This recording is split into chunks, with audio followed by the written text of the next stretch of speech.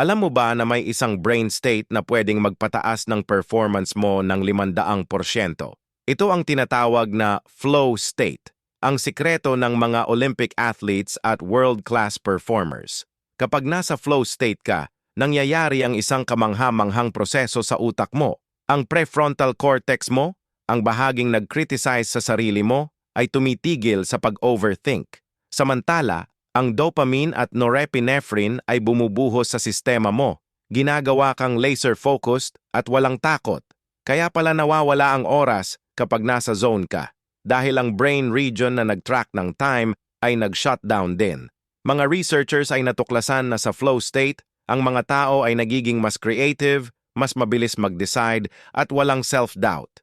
Ang mga Olympic athletes ay may mga specific techniques para matrigger ang flow on command. Mula sa visualization hanggang sa breathing patterns, may mga proven methods para ma-access mo rin ang superpowered state na ito. Ready ka bang matutuhan kung paano ma-unlock ang flow state mo?